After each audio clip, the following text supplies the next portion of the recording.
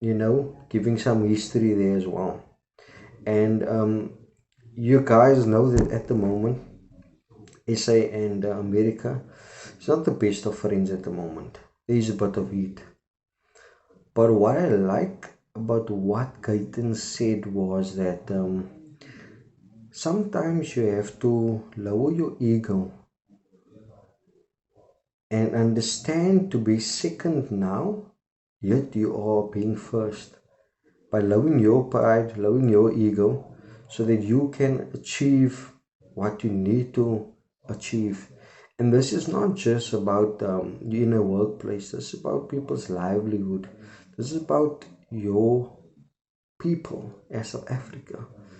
That is what it is about. And I mean, in the interview, made it very, very, very clear regarding it. And I mean, I fully agree. Maybe you at home feel totally different. Maybe you feel that SA should just go to war. Maybe you feel the way I feel, like many others feel, that sometimes you got to let your ego go a bit, and because facts is America is funding us usually. Now you have to ask yourself this question: where is this funds going to? What is this funds paying for?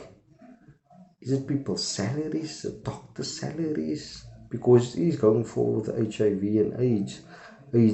However, is it covering salaries of people? If that gets just stopped, what happens? SA don't have money. South Africa does not have billions to achieve that. So sometimes you got to put the egos down and come to the party, and do it for South Africans, Sometimes it's good to work in a team than alone, So I like it how Gayton Mckenzie just break it down, and explain to you. So check this out, what they have to say regarding that part. Moment in our country with the US being quite aggressive in its rhetoric towards South Africa, but at the same time, we can't deny that we need the US. So how are you thinking about this moment, especially as the president said we won't be bullied recently? Yeah, no, I think the president is right that he shouldn't be bullied. No president should be bullied. And I think for me, that was brilliant what he said. But I also want to say that America needs South Africa in particular. And South Africa needs America in particular. It's our second biggest trading partner. But I think where I think America is wrong and where South Africa is wrong, it's number one, America believes this nonsense. And they've used improper channels. That's not how you speak to another president. A president shouldn't read on the internet what you think or your dissatisfaction. Yeah. So that's the first thing America did wrong. But the biggest sin, I think, was to believe this fringe racist that goes on and say white people are under siege. That's not true. That's not true. But I think where we have erred as a country, in my opinion, Burkina Faso or any other country, or Lesotho, Lesotho gives us water, so it's a wrong example.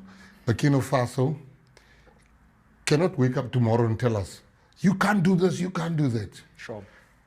But you see, America gives us 17% of our funding for the fight against HIV/AIDS come from America.